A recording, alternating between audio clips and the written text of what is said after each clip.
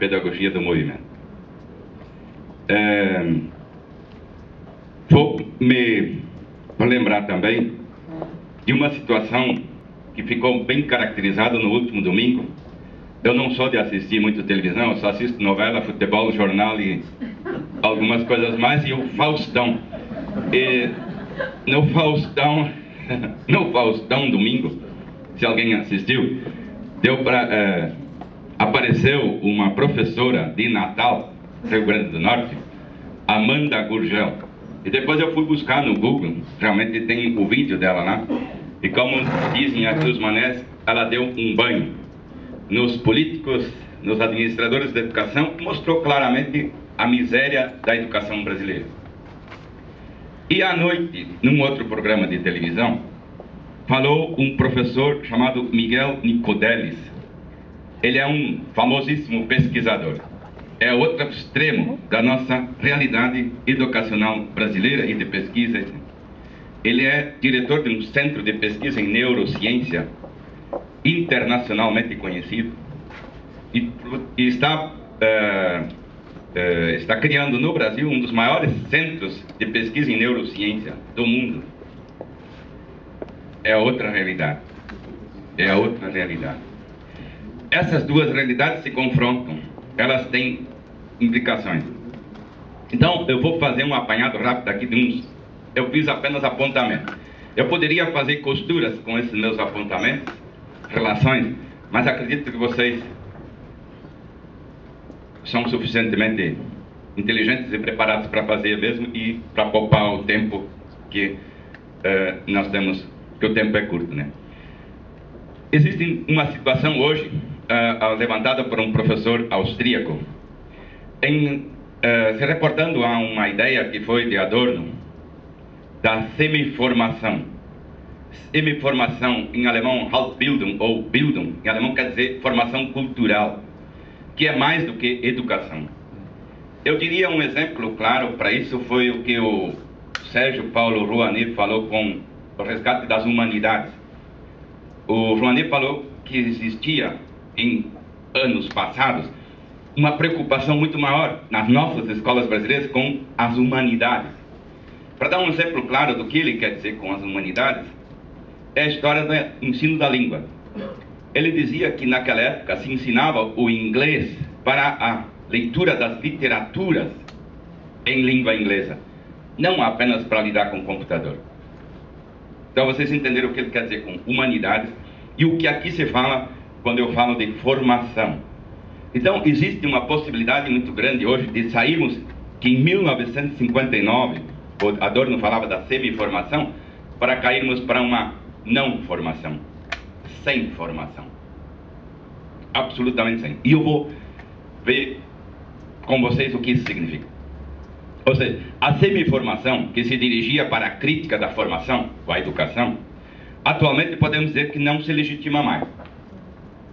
Isso porque a fragmentação, a particularização e ao mesmo tempo a disponibilidade universal do saber não permite mais uma ideia de formação, educação com nexos, com relações, nem mesmo as de caráter crítico. Por isso, o problema de nossa época não é mais a semi-formação cultural, mas sim a total ausência de qualquer ideia normativa sobre formação, onde ainda se poderia possível a interpretação de uma semi-formação, né? Semi-formação cultural aqui. Por uma sociedade sem formação, portanto, não se pode pensar uma total ausência de conhecimentos, mas são de uma forma de informação, que pouco favorecem qualquer tipo de esclarecimento. Nas próprias pesquisas, atualmente, pode-se notar que quando devem tratar de sentidos e significados do conhecimento e suas relações com a compreensão da realidade pesquisada, essas pesquisas falham em geral. São produções de conhecimentos onde o mais importante é o lugar onde se pode disponibilizar tal conhecimento. No modelo da pesquisa pela seta que busca no computador, ou principalmente no Google, o conhecimento. Vivemos numa sociedade dita de conhecimento, mas é de informação. Porque daquilo que temos muita informação, não significa que realmente conhecemos. Algo da qual temos muita informação não significa que conhecemos. A informação em si não tem nada a ver com saber e conhecer. Informação é qualquer diferença que num evento futuro faz a diferença. Saber é mais do que simples informação. Aqui eu vou tratar de diferença entre saber, conhecer e informar. O saber é mais abrangente, saber é para a vida. O saber permite filtrar entre muitas informações aquelas que têm valor.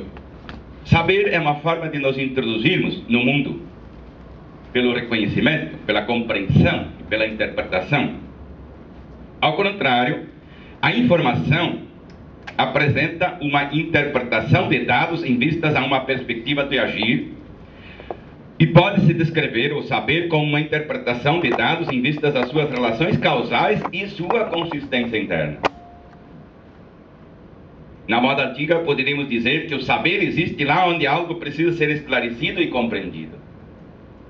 O saber se referencia a um conhecimento onde a questão central é a busca da verdade. Nunca foi tão fácil penetrar em qualquer área do conhecimento ou fenômeno e se informar. Praticamente qualquer disciplina científica expõe seus saberes científicos de forma pública, se não por revistas não especializadas também, pela internet. No entanto, não é possível resistir à impressão de que as possibilidades quantitativas deste conhecimento se comportam proporcionalmente de forma equivocada sobre aquilo que realmente foi trazido ao conhecimento. Ou seja, é justamente essa facilidade de acesso aos conhecimentos que sabota uma formação cultural para um saber, não apenas para o conhecimento. Sem processar o saber e a aquisição de um compreender mais global, as informações, as simples informações, ficam apenas na sua superficialidade. O saber deve estar também sempre relacionado, sem responder à pergunta sobre o que e o porquê algo existe. Por isso, o saber não pode ser consumido, um produto de consumo. As instituições de formação cultural não podem se prestar a ser apenas empresas prestadoras de serviço. Escola, universidade, pós-graduação. Saber ainda não é apenas aquilo que uma pessoa, por mais estudada que seja, tem na sua cabeça. Os dados armazenados na memória, seja lá do que for, ainda não é saber. Portanto, quem cataloga inúmeras informações na cabeça ou sabe resolver facilmente um problema que exige memória, não é uma pessoa que tem saber. Somente é saber se com essas unidades de memória e conceitos a pessoa souber fazer relações lógicas com critérios consistentes, de forma que resulte em conexões com sentido e possível de ser testado. Dados históricos, por exemplo, dados históricos que não forem vinculados às ciências históricas e seus contextos, mas simplesmente agrupados por afinidade política ou emocional, não podem resultar em saber, mas sim ideologia. O conhecimento, saber, são os meios de produção mais importantes da nossa sociedade. Já na metafísica aristotélica se falava que todo ser humano, por natureza, tem um grande desejo de saber. Na escola, temos a tendência de concentrar nossos esforços para ensinar ou aprender a aprender, deixando um lastro de conhecimentos e saberes para trás. Conteúdos ficam. Se ensina como aprender. Embora não haja um aprender sem conteúdos, aprender a aprender consiste assim na mesma coisa que cozinhar sem mantimentos. Na perspectiva do desenvolvimento acelerado do conhecimento científico e tecnológico hoje, se chega a uma conclusão que não é a sociedade do conhecimento que vai substituir a sociedade industrial moderna. Ao contrário, o saber, esse conhecimento, numa velocidade assustadora, está sendo industrializado. Industrializado.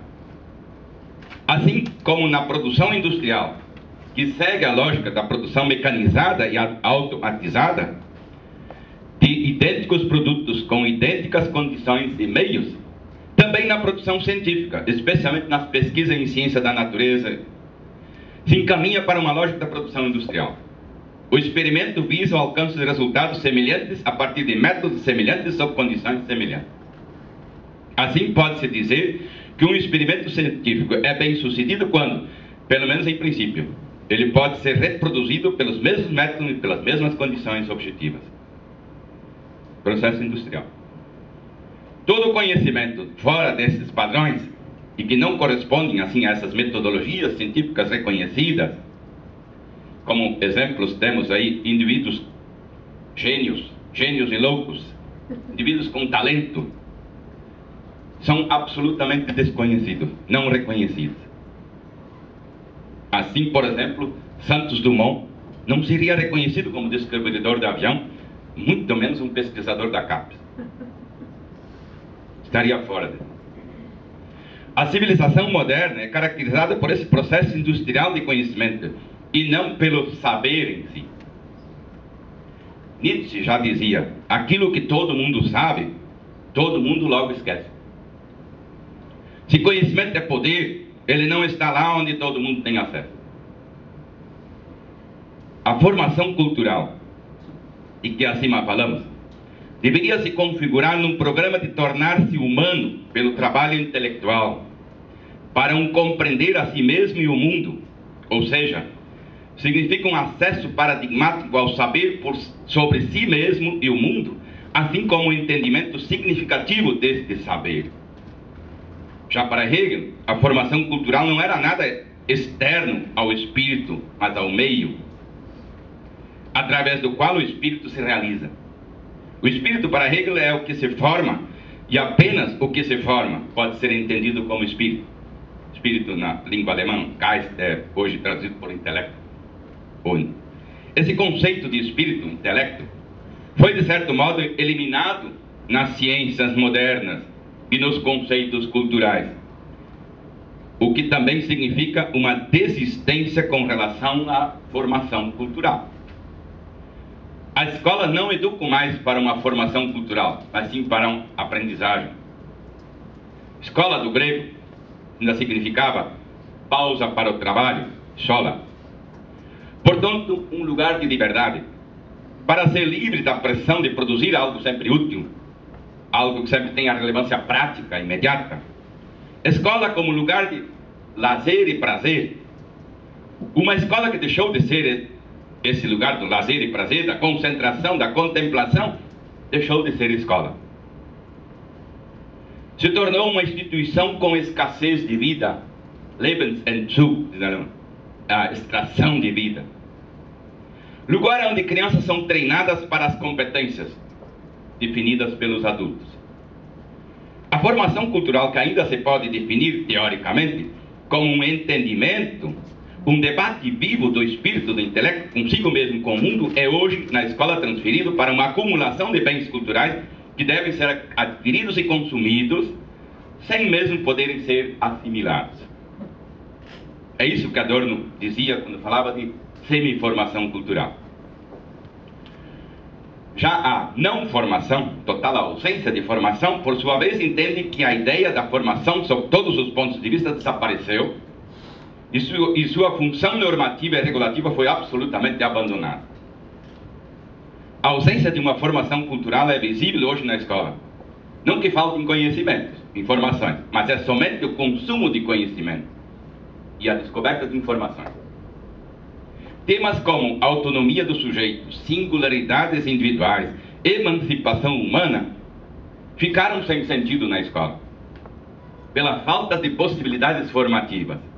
Sem formação cultural, não significa deficiência intelectual, falta de informações e nem mesmo defeitos de competência cognitiva, mas desistência geral do querer compreender.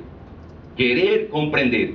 Sempre que se fala de conhecer, de saber, de informar, esquece-se o compreender. O mundo hoje não é mais tema de compreensão, mas de exploração.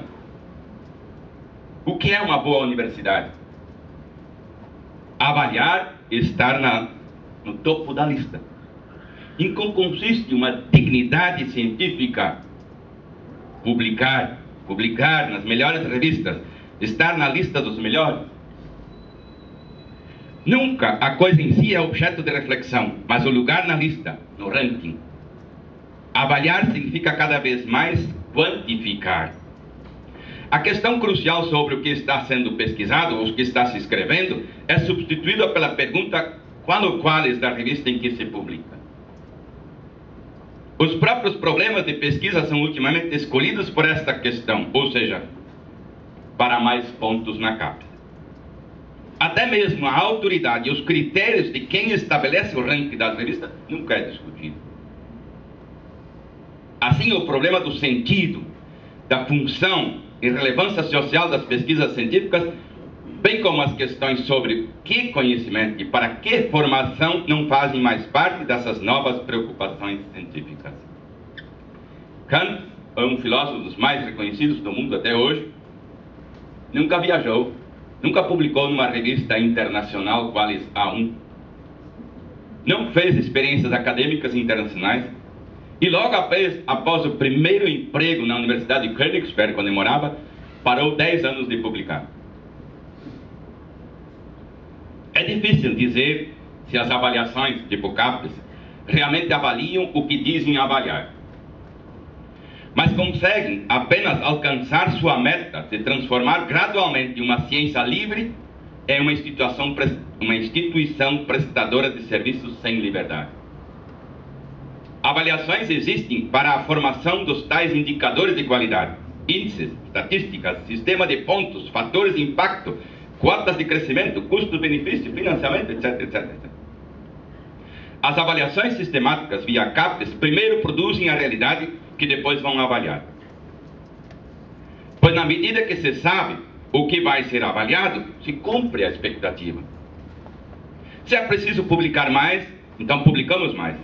Se precisamos publicações A1, A2, procuramos revistas que oferecem essa possibilidade. Se precisamos de financiamento, vamos buscar financiamento. Se precisam bolsa, vamos buscar bolsa, etc, etc.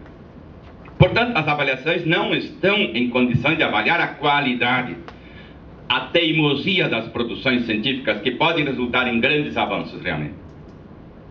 Desta forma, não é o conhecimento científico que cresce, mas a organização burocrática. A dominância da língua inglesa é outro problema nas nossas pós-graduações. É uma elitização do conhecimento para encobrir falta de sentido. A elite científica não se destaca mais apenas por sua criatividade e originalidade, mas pelo domínio da língua inglesa. Nietzsche escreveu: os dois povos que produziram os maiores estilos literários não conheciam língua estrangeira, os gregos e os franceses. A área pedagógica da educação física passa por um dilema.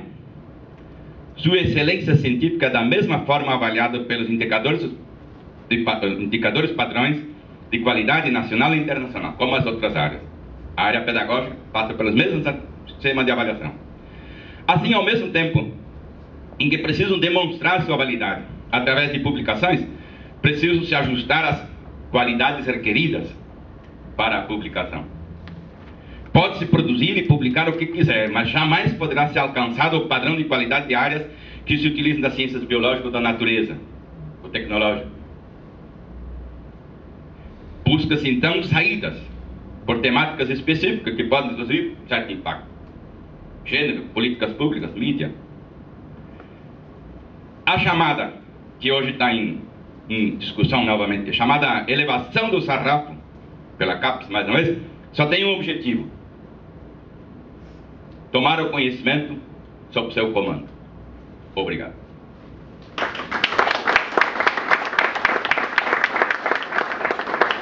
Obrigado, professor Kunz. Então, daremos início agora à palestra do professor Juarez Nascimento. Boa tarde a todos. Para mim é um privilégio estar nessa mesa, porque que é a primeira oportunidade que eu tenho na minha vida acadêmica em compartilhar uma mesa com um colega meu do Centro de Esportes, que também atua nessa mesma área. Neste ano, nós vamos inaugurar uma disciplina no doutorado, onde nós também vamos atuar juntos. Então, para mim é um privilégio nesse ano estar aqui. O apressamento que eu coloco é que já tinha informado a organização do evento, a minha viagem, que eu tenho agora à tarde, então retornar à direção e viajar para um outro estado no Brasil. Para falar sobre esse tema, pedagogia do esporte, na pós-graduação, situação atual e perspectiva, tive uma determinada dificuldade inicialmente por questões conceituais para fazer essa abordagem que uns falam muito bem com relação à pedagogia do movimento humano. Principalmente porque, para obter um conceito mais importante sobre a questão da pedagogia do esporte, essa questão da formação pedagógica do esporte, me emprestei de um slide do Silvio, aqui presente, onde ele coloca que as nossas ações na nossa área, sempre vinculadas com o esporte, com a educação e com a saúde. Nessas molas propulsoras, nós temos os ministérios que têm contribuído para o desenvolvimento dessas áreas, tanto o Ministério do Esporte, o Ministério da Educação, o Ministério da Saúde. E ele mostra para a gente que nós temos atuado nos 3 setores da economia, assim como também necessitando formações, e historicamente a nossa formação esteve vinculada com o Ministério da Educação para a formação de profissionais de educação física para atuar na questão da educação. Assim como também o vínculo com o esporte para atuar em diferentes manifestações do esporte. Assim como também uma formação mais recente, né, vinculada à área da saúde, onde nós temos trabalhado com diferentes níveis de complexidade nesse processo. Exige uma determinada informação. Mas por que eu estou colocando esse tipo de slide? Para dizer o seguinte, para falar sobre a questão de pedagogia do esporte, o esporte pode ser objeto tanto vinculado com a saúde, com ações intersetoriais, como ações intersetoriais também com a educação. Da minha parte, muito frequentemente eu tenho trabalhado da educação com a saúde. Agora, recentemente, o Ministério do Esporte me chamou para algumas ações especificamente, mas não ações conjuntas entre ações intersetoriais. Então, para definir especificamente esse objeto, né, dessa minha intervenção aqui, eu tive que definir conceitualmente. E aí eu apenas vou abordar essa questão do esporte, dadas suas limitações temporais também, que nós temos aqui, trabalhar com o conceito de pedagogia do esporte. Tinha que definir ele operacionalmente. Qual seria? Que a pedagogia do esporte seria aquela área, né, que organiza, sistematiza e aplica e avalia procedimentos didáticos pedagógicos nos processos de ensino e aprendizagem do ambiente esportivo. Ao tentar definir este conceito, fui identificar na comunidade científica, nos programas de pós-graduação, usando o último triênio, né, da CAPES, da avaliação da CAPES, para identificar onde que ela se encontra, quais são as linhas de pesquisa, quais são as áreas de concentração que a pedagogia do esporte tem. Então nós encontramos na Unicamp, encontramos na FMG, na USP, na URGS, na São Judas Tadeu, na UFSC, na UNB e na UEM. Isso no último triênio. Podemos observar que ela se encontra em áreas de concentração diferentes, em linhas de pesquisa também bastante diferentes. Embora encontramos algumas discrepâncias, né, ela está presente somente em 8. Isso pode justificar também, né, dado a baixa presença dessa área, a falta também de docentes nos concursos públicos, principalmente para trabalhar nessa área. Muitas instituições têm nos solicitado docentes, principalmente doutores, e nós não temos doutores formados nessa área especificamente. Quando nós vamos observar as instituições e os orientadores que trabalham nessa loja, tem se destacado principalmente o Pablo Greco na UFMG, Carlos Bobinotti, e aqui no caso eu peguei somente aqueles que têm pelo menos uma dissertação de mestrado entrando tanto no título, no resumo, né, a banca, a orientação, que tiveram pelo menos uma dissertação no último triênio vinculado a essa linha da pedagogia do esporte, uma visão mais restrita da pedagogia do esporte. Então, Valdir Brabante, Miriam Mumura, na Unicamp, Roberto Paes, Luísa Reis e o Paulo Montanger, na UNB, Alexandre Rezende, na São Judas, Sheila e a Vilma, na UEM, Norico, José Luiz Tadaqui, a Lena Mar, e na UFSC, que eu estou falando aqui. Especificamente, aqui neste caso, tenho apenas destacar, não peguei nem nada daquela questão da mídia e esporte, o Sr. Giovanni está aqui presente, apenas destacar a questão da intervenção, especificamente. Ao pegar os temas das suas investigações, a gente pode verificar o seguinte, que os principais temas das dissertações, a contribuição no conhecimento dessa área são vinculados especialmente aos treinadores, aos atletas, à formação esportiva, à formação profissional, à construção e validação de instrumentos. Esses que são os temas que estão sendo trabalhados nessa linha.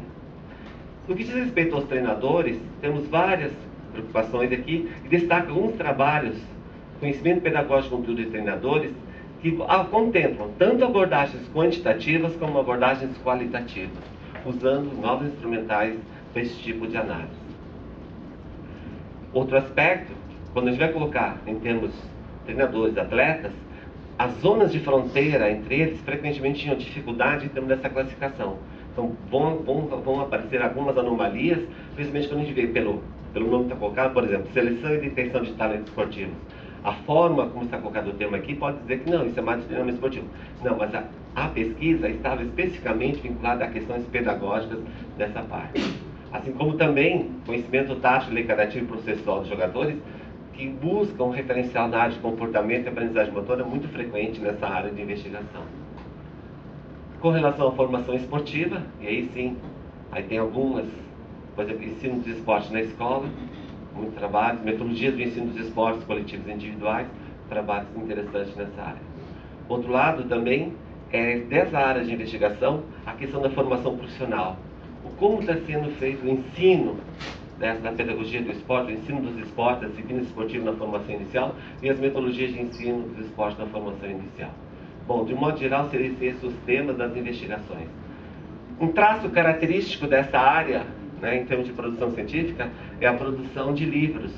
E aqui eu coloco alguns exemplos de livros que a gente tem observado e já acompanha uma determinada tradição, principalmente com as primeiras traduções que a gente teve acesso, isso eu relembro os meus tempos de formação inicial, né? Os primeiros contatos que eu tive foram traduções de alguns livros, livros alemães, né, aqui para o Brasil, alguns livros espanhóis na sequência, e depois os portugueses, né, vindo, e aí as produções nacionais. Apenas coloquei alguns exemplos de alguns livros disso. O que esses livros têm em comum? Ou seja, embora eles mostrem um traço característico dessa área, então na produção de livros, capítulos de livros, né, eles mostram a grande preocupação da formação de uma nova cultura esportiva. Como tratar essa questão da cultura esportiva, né, e a mudança dessa cultura. E a preocupação com novas metodologias de ensino dos esportes, combatendo a abordagem tradicional, segmentada, para apresentando novas abordagens nesse processo. No que diz respeito à produção de periódicos, e aí vou colocando todos os periódicos onde eu encontrei essas produções, né, uma vez só. E aí eu presto uma homenagem aos periódicos e aos editores que estão aqui presentes nessa mesa, né, da importância que a gente teve nesse último treino da melhoria da qualificação dos periódicos nacionais. E nesse sentido a gente vê que muitos periódicos estão indexados e aqui, ao apresentar a indexação, é para a valorização do esforço, muitas vezes individual e coletivo das pessoas, em buscar financiamento para atingir essa ação. Ao colocar o específico e o genérico aqui, eu acompanho a discussão do José Luiz, quando ele coloca o seguinte: a revista Movimento é uma revista específica da área sociocultural e pedagógica, que se destaca na comunidade científica da nossa área, como principal periódico nessa área. A revista Brasileira de Ensino do Meio e Desempenho Humano, embora ela seja específica, mais vinculada ao ensino do meio e desempenho humano, ela proporciona a possibilidade de nós publicarmos dentro dela alguns artigos, especificamente sobre metodologias de ensino do processo de treinamento, vinculados aos aumentos do desempenho humano. E, nesse sentido, ela permite a publicação de alguns artigos dessa área pedagógica vinculada a essa situação, principalmente vinculados à área de comportamento, desenvolvimento motor. Então, tem permitido em termos específicos. A maioria das demais, né, são todas genéricas, que elas são periódicos, né, nacionais, que atendem tanto a área biológica como a área sociocultural e pedagógica, que permite a publicação de artigos dessa natureza. Então, dizer o seguinte, que se fosse feito hoje, né, uma análise desses periódicos, com certeza, nos critérios que foram adotados no treino anterior, alguns periódicos aqui tinham subido em termos de indexação. Agora, eu ia fazer a pergunta à mesa anterior, dada, né, a grande preocupação com a qualificação das produções nessa área e das demais áreas, em termos de aumentar as vagas das garagens das revistas. A maioria das revistas, elas surgiram, né, como revistas semestrais. Depois elas se transformaram em revistas quadrimestrais, ou seja, 3 volumes por ano. Atualmente, a maioria desses periódicos são revistas trimestrais. Uma revista hoje está aqui bimestral, né? Transformou-se bimestralmente. Então, a possibilidade, eu sei que do esforço que vai ser dado, né, aos editores em transformar revistas que são tidas como trimestrais para transformar elas em revistas bimestrais, para permitir que mais docentes, que mais discentes, principalmente aqueles que não estão vinculados ao sistema de pós-graduação atualmente, possam publicar lá dentro, porque, pela informação que o Zé Luiz colocou, na revista da Educação Física, da UEM, aqui não há mais vagas para 2011 e 2012, já estão todas ocupadas ali dentro. Então quer dizer que eu só vou poder publicar daqui a um tempo. Então a única forma de permitir isso seria aumentar as vagas, ou seja, o maior número de bolsas, número de artigos possibilitados nas próprias revistas. Outro aspecto que justifica essa proposta aos editores, transformá-las em trimestrais e bimestrais, em termos aumentando o volume de artigos publicados lá dentro, está em acentuar o vínculo com a área da educação física. Quando a CAPES começou a analisar os periódicos, fazer as primeiras simulações, definiu área madrinha, área prima, área cunhada, assim por diante. E ao estabelecer como critério, era assim, o maior número de artigos publicados por programa de determinada área. Então, naquele momento, quando nós fomos discutir essa questão da revista Movimento, a revista Movimento era uma revista que tinha muita gente da área vinculada aos programas da educação e alguns da educação física. Então, quase 50% estava ali dentro. Mas justificado, porque muitos dos docentes da área de educação física que atuam nos programas de pós-graduação em educação são oriundos da educação física e desenvolvem linhas de pesquisa lá naqueles programas. Por isso que ela contempla essa área. Agora, para assegurar um determinado posicionamento no qualis futuro que a CAPES vai montar, e quem esteve presente na reunião de segunda e terça aqui do Fórum dos Coordenadores, pode muito perceber a minha proposta aqui, que é o seguinte, que o critério que está sendo vislumbrado para estratificar, pena que só tem 3 coordenadores aqui presentes, né? Que é justamente assim, um item é a indexação, outro item é a quantidade de artigos publicados naquele período, o quanto a área está acenando naquele periódico. Então, nesse sentido, o que o Zé Luiz apresentou aqui, em termos que a revista da UEM, 90% dos artigos publicados nessa revista são oriundos de programas de pós-graduação. Eu espero que esse percentual, aumentando a garagem, fique em 80% da pós-graduação e dê mais 20% para quem não está indo no sistema de pós-graduação, para nós aumentarmos o número de programas de pós-graduação. Mas para você aumentar, teria que aumentar o número de vagas nas garagens. Tá certo? Então, acho que justamente esse aspecto. Aqui queria destacar também alguns aspectos, assim como o movimento cresceu pra caramba, dado uma política institucional de investimento, tanto em recursos humanos, que eles têm lá, tanto em termos de instalações, que causa inveja à maioria dos demais periódicos aqui, né, apontados, todos eles, quando vem aquela estrutura, ficam invejosos, né? Mas dizer o seguinte, a importância que alguns periódicos que surgem no sistema, por exemplo, Revista Pensar a Prática, né?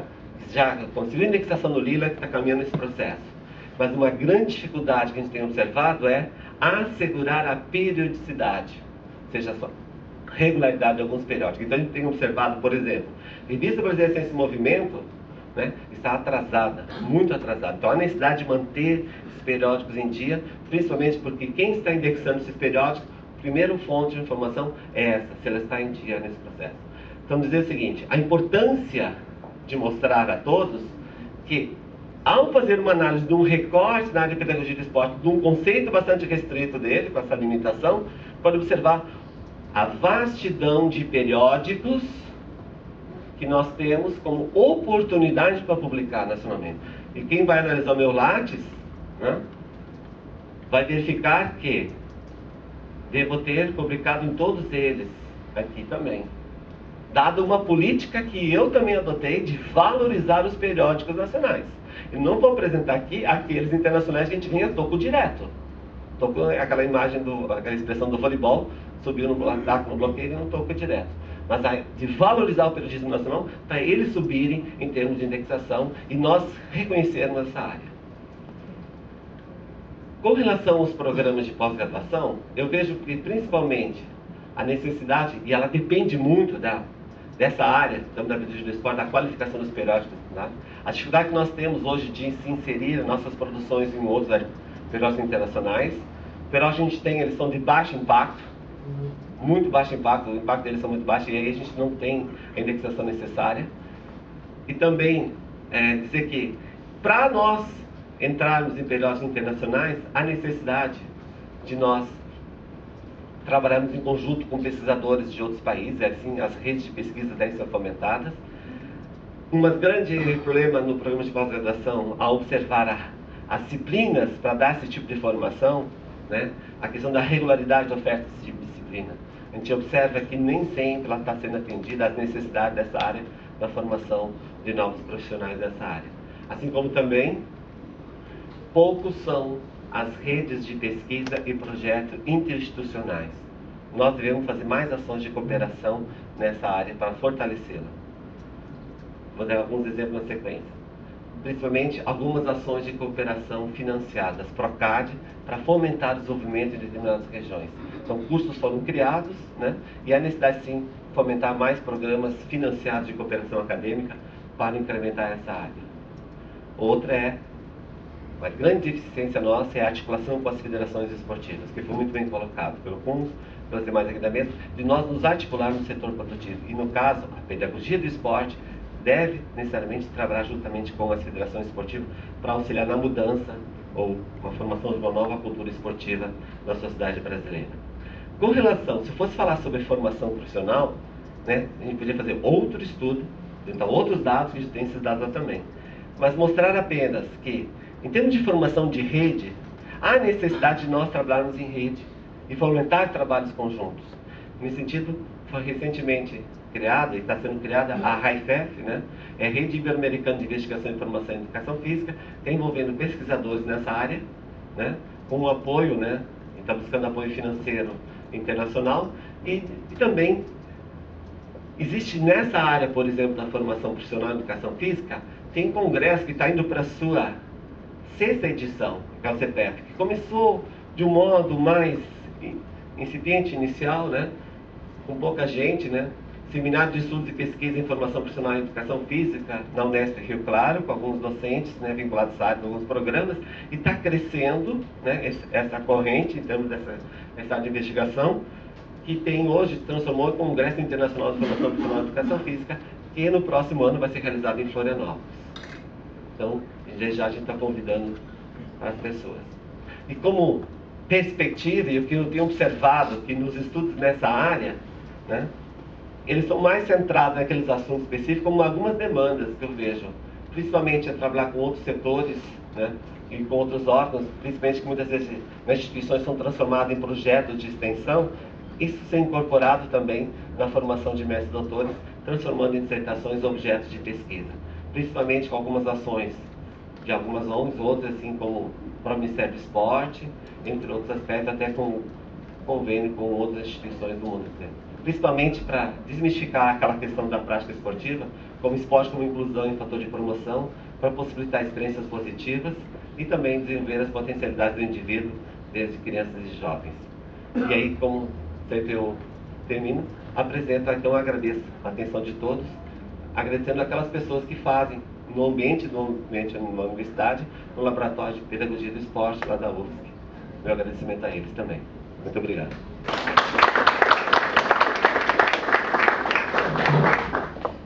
Muito obrigada, Juarez. Então, daremos início aos questionamentos. Queremos dizer que quem fizer as questões façam bem sucintas, né? Para a gente poder, pelo menos, 3 questões. Ao invés de só uma, fazer 3 questões bem sucintas e também a resposta sucinta. Tá? Tu não acha?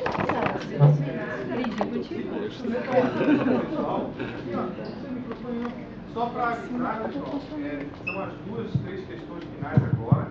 E a nossa ideia é conversar com vocês em 5 minutos no encaminhamento da tarde da conferência da noite, para dar uma aliviada aí na questão. Então, por exemplo, assumindo 2 horas de intervalo para almoçar, o pessoal tem várias coisas aí, né? Agora é 1 hora. Então, provavelmente retorno do almoço 3, 3h30, ou até mais tarde. Eu precisaria de 5 minutos, então, para tentar, com vocês, tomar algumas decisões muito rápidas dos grupos que a gente quer montar e como vai ser feito isso.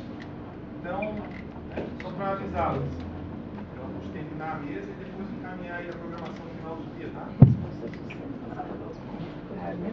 Bom. O Herbert, ó, estou cronometrando. Eu sou direto ao ponto. Primeiro, obrigado pelas apresentações de vocês. Perguntando, na área, nós temos alguns professores que saíram, foram fazer inclusive doutorado fora e voltaram. Voltaram, mas não tem publicação compatível para poder entrar no programa. E aí a pergunta é, se as pessoas não estão tendo publicação, não entram no programa. Se não estão no programa, não vão ter publicação. Como é que nós vamos conseguir quebrar esse sistema para poder incluir essas pessoas, visto que a área da pedagogia, do esporte, também faz parte e eu acho que é fundamental para ajudar a entender esse fenômeno do movimento humano que nós estudamos?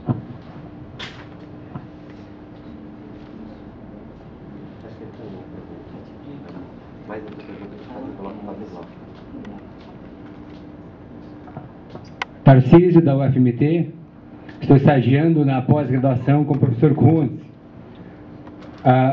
Para o Juarez, para uma nova cultura esportiva, né, obviamente houve um diálogo na perspectiva de uma escuta para ver os gritos ou as necessidades dessa nova cultura. Essa perspectiva, ao ser tratada na academia e a academia responder às exigências que nós temos visto já 2, 3 mesas da necessidade, essa necessidade mesmo que o imperativo de produção. Talvez o que havia de rebeldia nesta nova cultura, ela não acaba sendo domesticada? Compreender é um verbo que eu tenho me aproximado e que eu tenho me entusiasmado com relação a perspectiva mais profunda do compreender, em contraponto, de certo modo, se é que a gente pode fazer isso, a explicação, que o olhar quantifica, talvez. Compreender um corpo sujeito que se movimenta, ele só pode ser realizado a partir da ótica das humanidades. Nesse sentido, eu acho que a gente pode afirmar isto. Isso me parece, Kuntz, e você foi provocativo na sua exposição, é incompatível com as exigências da produção dos próprios periódicos e dessa latização, usando o termo do Stiger, que nós estamos, do Molina, que nós estamos submetidos. Obrigado.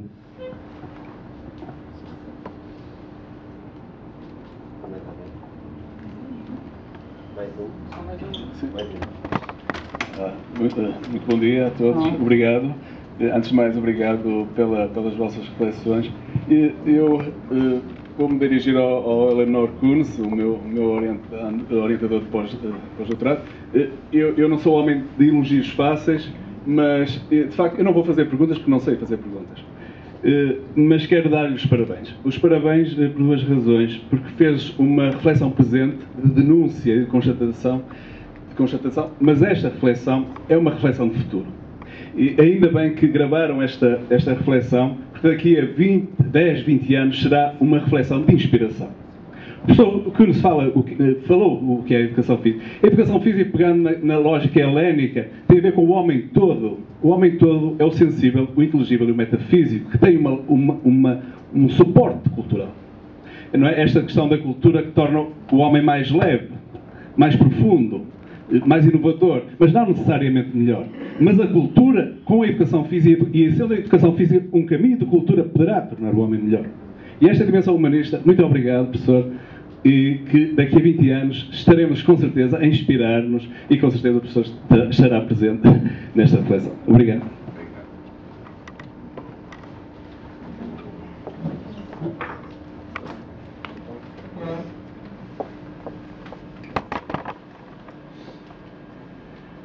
agradeço as perguntas, agradeço ao Thiago Camilo pelos elogios e entendimento.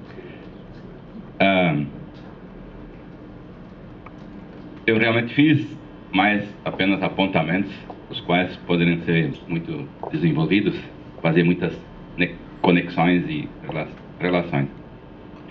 Mas um dos pontos fundamentais que o Tarcísio levanta é realmente a importância de hoje compreender realidades e não apenas jogar informações sobre realidades.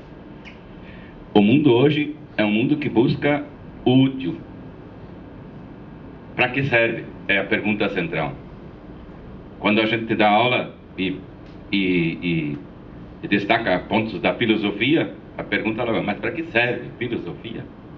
Ela faz a pessoa pensar, mas para pensar para quê se tem tantos que pensam para a gente? Hoje o grande problema não é buscar ou encontrar soluções, é saber questionar. E para saber questionar a gente precisa pensar. Então isso leva a compreender. Soluções tem em tudo que é lugar, tem no Google. Para qualquer coisa você busca no Google, tem uma solução, né? E na vida, inclusive, também sempre as coisas úteis são mais importantes. Isso passa, até hoje, um significado tão importante que as pessoas não se dão conta, que nas próprias relações familiares, a coisa vai muito mais pela utilidade do que pela compreensão. Os pais querem saber o que vão ser os seus filhos no futuro. Eles pensam na criança não para compreendê-la no momento, mas para que elas vão ser no futuro. É mais importante do que entendê-la no presente. E para jovens, inclusive, qual é o curso que vão fazer? Deus o livre, meu filho só resta a educação física. Deus o livre. Então é o sentido comparativo de não querer compreender, mas a utilidade. A mesma coisa até em relação aos pais com as suas crianças. Eles não têm mais o sentido de entendê-las no seu ser e estar presente, mas você está muito gorda, você come muito, você não faz isso, você não faz aquilo, você passa muito tempo no computador. É sempre no sentido comparativo com alguém. Então, por isso que eu destaco, e foi a minha tônica realmente no trabalho, que as pesquisas e a educação e a formação cultural deve ser conduzida, deve ser centrada mais nessa questão hoje do compreender do que somente passar informações. E isso é difícil. E eu acho que aí entra um papel fundamental do que a humanidade já faz muito tempo que eu acho que esqueceu ou negligenciou a importância da filosofia. A filosofia não como uma disciplina, mais uma disciplina, mas a filosofia pela arte do querer saber, querer compreender, como eu mencionei aqui, que já foi desde Aristóteles, da natureza humana. A curiosidade, que é hoje eliminada precocemente, quando crianças vão num jardim de infância e aprendem a ler e escrever tecnicamente. Então a curiosidade já é eliminada ali. O filósofo já é matado ali. E esse é um gravíssimo problema, e eu acho que nós temos muitas soluções. Ensinar ou brincar e se movimentar é fundamental, é a vida. Para deixarem que façam a extração de vida, vamos devolver a vida à criança. O brincar e se movimentar tem essa fundamental importância. Mas isso já seria outra palestra, vou me ater. Obrigado. Eu vou tentar responder a todos rapidamente. Eu só apenas entrar na pergunta do Camilo, que embora tenha sido feita alguns, e pegar o que ontem o professor Molina atribuiu a mim como professor sênior, né? Não sei se está aqui ainda, professor, não sei se ele saiu da sala, mas mostra bem claro aqui na mesa o que é um professor sênior, né? Especificamente, o que é um professor sênior e o que é um professor novato, né? Mas eu coloco, né, para tentar responder essa questão assim, essa necessidade dessa reflexão que o Kuhn tem estabelecido, e quem me acompanha nas discussões sobre a avaliação da CAPES, é justamente nós estabelecermos um teto, um ponto, para que esse é o ideal, esse aqui é aonde que nós devemos atingir em termos de pontuação para estar nos programas de pós-graduação. Porque o conceito que está sendo adotado sempre é o conceito de excelência fugidia. Então, na medida que está atingindo aquele critério, outros atingem critérios a mais e ele vai subindo. Tipo aquela lógica que aconteceu na última Olimpíada do Michael Phelps. Tinha muitas pessoas que iam bater o recorde. O problema é que como ele estava lá na frente, a linha do recorde, ele estava à frente da linha do recorde. Então isso é uma coisa que vai acontecer, então nós temos que ter essa preocupação e dizer que na pós-graduação, nem todos vão ser super-homens. Tem pessoas normais, e essas pessoas devem estar na pós-graduação. E nesse sentido também, né, uma outra coisa que também tem feito, e a gente tem essas reflexões feitas, juntamente com outros órgãos, não só a CAS, também com o próprio CNPq, a concessão de bolsa de produtividade. A bolsa de produtividade hoje ela está muito mais quantitativa do que qualitativa. Eles tiraram todos os critérios qualitativos, só critérios quantitativos. E quando a gente fala de critérios qualitativos, eu coloco a questão de liderança na área, de linha de pesquisa, captação de pessoas para fazer pós-doutorado, formação de pessoas nesse processo. E eles retiraram todo esse processo. Então hoje é só quantitativo, e nesse sentido a galera mais jovem, né, não os pesquisadores sêniores, estão caindo fora. E a gente pode observar isso quando vê nesse grupo de investigadores nessa área que eu aponto aqui, somente 2 em bolsa de produtividade e 2. Né? Não, se for pegar na lista de bolsa de produtividade, nós temos, em determinado período, era mais ou menos 60-40. Hoje não temos nem 15% de pessoas lá nessa linha, ou seja, elas vão sendo escanteadas nesse processo. Aí dizem que a lógica é a lógica da demanda. Então, se todos mandarem lá, pelo menos 2 ou 3 vão conseguir. Mas penso que não é esse também o princípio que deve ser feito, é a mudança dos critérios. Então, e aí já entro então na resposta da pergunta do Tarcísio, com relação à questão da nova cultura esportiva. Eu penso que as pessoas têm diferentes estratégias para esse processo de aculturação. Muitas pessoas, elas veem no sistema, elas se adaptam facilmente. O princípio de se adaptar é assim, uma coisa normal, vamos em frente. Outros não, se adaptam mantendo reservas privadas, tentando alterar aos poucos. E tem gente que não, tem uma proposta muito mais de bater de frente para acabar com aquilo, não, tem que fazer uma forma diferente. Eu tenho adotado nesse meu processo, e vejo que o processo ideal é você entrar no sistema, mantendo reservas privadas e tentando alterar para tentar deixá-lo ele mais humano, pensando que as pessoas são mais humanas. Quem me acompanha vê muito bem nesse processo. Então, para tentar deixar ele mais humanizante. Embora, frequentemente, a gente é taxado e cobrado, jogado pedras, dizendo que a gente é desumano. Não, a gente entra no sistema. E isso eu vejo também na questão do processo da socialização ocupacional, socialização profissional, com os processos de aderência à profissão e outros estudos nessa área. Penso que o Camilo pode fortalecer isso. Com relação ao professor Herbert, penso assim que não existe uma resposta mais comum. Mas o que a gente tem como ideal de excelência numa universidade é que nós temos que ter professores universitários plenos, que é diferente daquele professor universitário pleno que quando nós ingressamos na universidade, dado o crescimento que nós tivemos na própria área de educação física. Se eu for relembrar nos meus tempos de formação inicial em educação física, a cultura docente, como é que funcionava o curso, eram pessoas que buscavam somente aulas práticas, que iam para eventos onde só tinham cursos de receitas, a didática prescritiva estava presente muito forte, a didática compreensiva vem mais para esse lado, mais esses anos mais recentes, nesse processo. Então mudou toda a cultura docente, muda as gerações e nós temos que atualizar esse povo. Então, via capacitação docente, eu vejo que a gente consegue solucionar esse problema. Um exemplo, aqui 2 exemplos foram apontados aqui, o professor Tarcísio e o professor Camilo, estão fazendo seus pós-doutorados, o professor Kunz, que hoje o governo federal tem apostado, principalmente nas instituições públicas federais, via processo de expansão e do Reúne, né, dentro de investir, dar recursos para a pessoa fazer seu pós-doutorado, ficar 1 ano lá para buscar aquela motivação nesse processo. Então, acho que essa é uma forma. Agora, outra forma é os grupos de pesquisa serem mais solidários, buscarem docentes para eles se incorporarem nos grupos de pesquisa e assim eles retornarem. No nosso caso específico, no Laboratório de Pedagogia do Esporte, temos 2 docentes lá sim, fazendo esse processo, para que eles possam, no futuro, né, nos substituir nesse processo efetivamente. Eu tenho um doutorando e tenho um professor que está junto, para ele entrar nesse grupo, para entrar nessa cultura. O problema é que muitas vezes ele não quer brincar disso, porque vai ter que trabalhar finais de semana, horários à noite, dessa nossa carga de trabalho elevada. Aí é outro assunto para discutir, mas eu acho que tem algumas estratégias para nós incorporarmos as pessoas. Agora, temos que acabar com essa lógica de alto. Nós não devemos trabalhar sempre no máximo rendimento. Nós temos que ter um rendimento ótimo. Esse é o necessário para dar uma pós-graduação. Quem quiser ir lá para cima, vai. Isso nós já combinamos uma vez numa reunião lá em Brasília, quando o Molina já era coordenador naquele momento. A gente falou assim, nós não vamos querer chegar nesse nível, não. Não vai dar.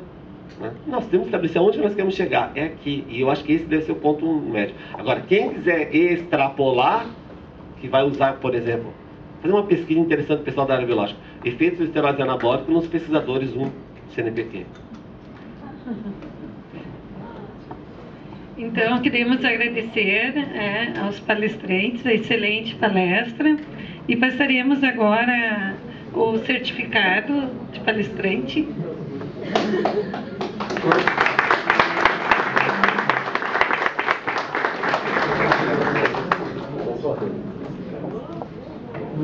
Então, agora um bom almoço a todos e à tarde retornaremos às atividades. O professor Alexandre quer falar? Rápido.